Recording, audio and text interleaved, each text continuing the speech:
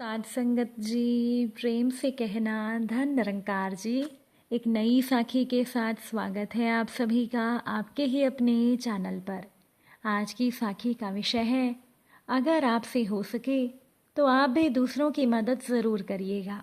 तो चलिए सुनते हैं आज की ये साखी।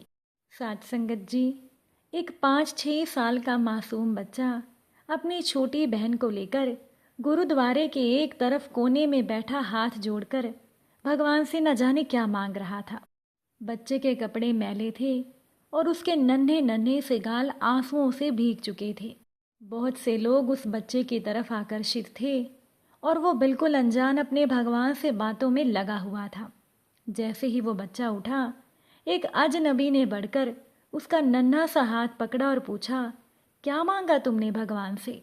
बच्चा कहने लगा, मेरे पापा मर गए हैं, उनके लिए स्वर्ग मांगा। मेरी माँ रोती रहती है, उनके लिए धीरज मांगा।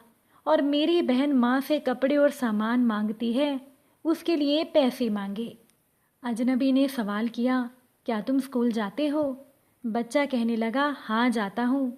अजनबी ने पूछा, किस क्लास में पढ़ते हो? बच्चा कहने लगा, नहीं अंकल, मैं पढ़ने नहीं जाता। मेरी माँ चने बना देती है, वो स्कूल के बच्चों को बेचता हूँ।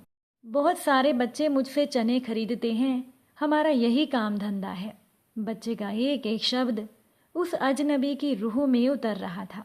अजनबी ने ना चाहते हुए भी बच्चे से पूछ लिया, क्या तुम्हारा कोई रिश्तेदार नहीं है?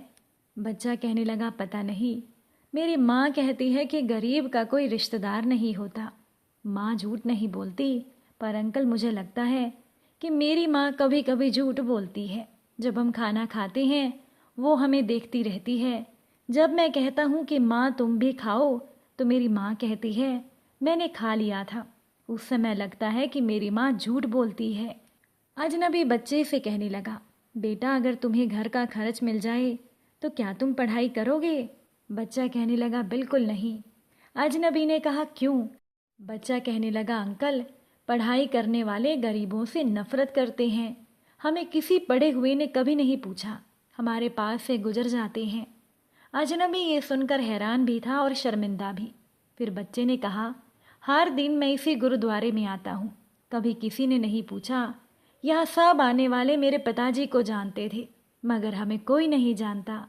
वो बच्चा जोर जोर से रोने लगा, कहने लगा, अंकल जब बाप मर जाता है तो सब अजनबी क्यों हो जाते हैं? अजनबी के पास उस बच्चे की बातों का कोई जवाब नहीं था। साथ संगत जी, ऐसे कितने ही मासूम होंगे जो हसरतों से घायल हैं। बस एक कोशिश कीजिए और अपने आसपास ऐसे ज़रूरतमंद यतीमों और बेसहाराओं को ढूंढिए और उनकी मदद कीजिए। मंदिर गुरुद्वारे में सीमेंट या अन्न की बोरी देने से पहले अपने आसपास किसी गरीब को देख लेना, शायद उसको आटे की बोरी की ज़्यादा ज़रूरत हो। कुछ समय के लिए गरीब बेसहारा की आंख में आंख डालकर देखिए कि आपको कैसा महसूस होता है। स्वयं में एवं समाज में बदलाव लाने के प्रयास जारी रखें। आपसे अगर हो सके तो आप भी मदद करें, जिससे कि भगवान भी हमारा ख्याल रखेंगे और हमारी मनोकामना पूरी करेंगे। साथ संगत जी, एक प्रेरक प्रसंग जो आपको एक महान परोपकारी के बारे में बताता है। ये सुनकर आपको भी एहसास ज़रूर होगा कि सच्ची इबादत, सच्ची श्रद्धा क्या होती है। अगर हम सभी सही मायनों में मतलब समझ जाएं, तो शायद हमारे समाज का रूप ही बदल जाएगा।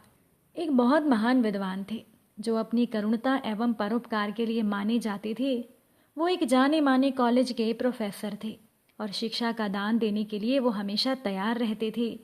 ज़रूरत पड़ने पर वो शिक्षा के लिए छात्रों को धन से भी मदद किया करते थे। समय निकलता गया, कई छात्रों को उन्होंने पढ़ाया, बड़ी बड़ी पोस्ट पर बिठाया। कई उन्हें याद रखते, कई भूल जाते, कई उन्हें मिलने आते तो कई केवल ख्यालों में ही उनसे रूबरू हो जाते। अब एक दिन उनके पास एक व्यक्ति आया। वो प्रोफेसर उस व्यक्ति को पहचान नहीं पाए थे। वो व्यक्ति कहने लगा, मास्टर जी आप मुझे भूल गए होंगे, क्योंकि आपके जीवन में मेरे जैसे कई थे, पर शायद मेरे जैसों के लिए केवल आप थे। ये सुनकर मास्टर जी मुस्कुराए। उन्होंने उसे गले लगाया और अपने पास बिठाया। तब उस शिष्य ने मास्टर जी से कहा, मैं जो कहने एवं करने आया हूँ, कृपया खुशी खुशी मुझे वो करने की इजाज़त दें और ऐसा कहकर वो हाथ जोड़कर खड़ा हो गया। तब मास्टर जी ने खुलकर उसे मन की बात कहने को कहा। तब उस शिष्य ने कुछ रुपयों की गड्डी निकालकर मास्टर जी के हाथों में रख दी और कहने लगा, आपको याद नहीं होगा, पर आपकी वजह से ही मैंने अपनी बीए और एलएलबी की पढ़ाई पूरी की। अगर आप ना होते तो मैं भी मेरे पिता की तरह स्टेशन पर झाड़ू मारता या ज़्यादा से ज़्यादा कुछ बेच रहा होता। लेकिन आपके परोपकार के कारण आज मैं इसी शहर का बैरिस्टर नियुक्त किया गया हूँ और इस खातिर मैं आज आपके उपकार के बदले में कुछ करने की इच्छा हेतु ये धनराशि आपको दे रहा हूँ। तब मास्टर जी ने उसे अपने पास बुलाया और बिठाकर कहा, बेटा, तुम मेरे द्वारा किए गए काम को एक साहूकारिता में बदल रहे हो। अगर तुम कुछ करना ही चाहते हो तो इस परंपरा को आगे बढ़ाओ। मैंने तुम्हारी मदद की, तुम किसी दूसरे की करो और उसे भी यही शिक्षा दो।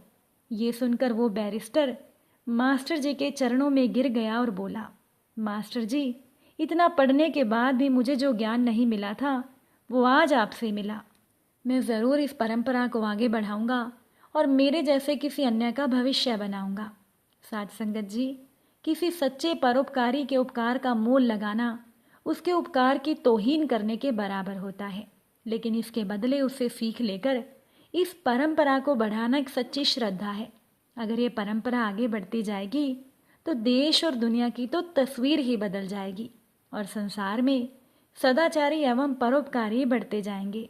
आज के समय में तो ऐसी कल्पना व्यर्थ है, लेकिन इस तरह के प्रसंग जीवन को सही दिशा देते हैं। ऐसा नहीं है कि परोपकारी नहीं है। अगर ऐसी शिक्षा किन्हीं गुरु के द्वारा शिष्यों को मिले तब ये कल्पना चरितार्थ हो जाएगी। इसीलिए अगर हो सके तो किसी की मदद ज़रूर करिए, क्योंकि दया और परोपकार हमेशा अच्छा फल ही लेकर आते हैं। एक बार की बात है कि एक गांव में कुछ ग्रामीण मिलकर एक सांप को मार रहे थे। तभी उसी रास्ते से संत एकनाथ का निकलना हुआ। भीड़ को देखकर संत एकनाथ जी भी वहां आ पहुंचे और बोले, भाइयों, इस प्राणी को क्यों मार रहे हो? कर्मवश एक सांप है तो क्या हुआ, ये भी तो एक आत्मा है। कि तभी भीड़ में से खड़े हुए एक युवक ने कहा, आत्मा है तो फिर काटता क्यों है? व्यक्ति की बात सुनकर संत एकनाथ जी ने कहा, तुम लोग सांप को बेवजह मारोगे तो वो भी तुम्हें काटेगा ही। अगर तुम सांप को नहीं मारोगे तो वो भी तुम्हें क्यों काटेगा? अब ग्रामीण लोग संत एकनाथ जी का बड़ा आदर सम्मान करते थे, इसीलिए संत जी की बात सुनकर लोगों ने सांप को छोड़ दिया। कुछ दिनों के बाद एकनाथ जी शाम के समय घाट पर स्नान करने जा रहे थे। तभी उन्हें रास्ते में सामने फन फैलाए एक सांप दिखाई दिया। संत एकनाथ जी ने सांप को रास्ते से हटाने की बहुत कोशिश की, लेकिन वो सांप टस से मस नहीं हुआ। आखिर में एकनाथ जी मुड़कर दूसरे घाट पर स्नान करने चले गए। उजाला होने पर लौटे तो उन्होंने देखा कि बरसात के कारण वहां एक गड्ढा हो गया था, और अगर संत एकनाथ जी के रास्ते में वो सांप ना आता तो एकनाथ जी उस गड्ढे में कब के समा चुके होते। इसीलिए कहा जाता है कि दया और परोपकार हमेशा अच्छा फल ही लेकर आते हैं। इसीलिए साध संगत जी, किसी की मदद करने का मौका मिले तो उसकी मदद ज़रूर करें। अगर आज की ये साखी आपको अच्छी लगी हो तो वीडियो को लाइक और शेयर ज़रूर कीजिएगा। आप सभी से फिर मुलाकात होगी नई साखी के साथ। साध संगत जी, प्यार से कहना, धन निरंकार।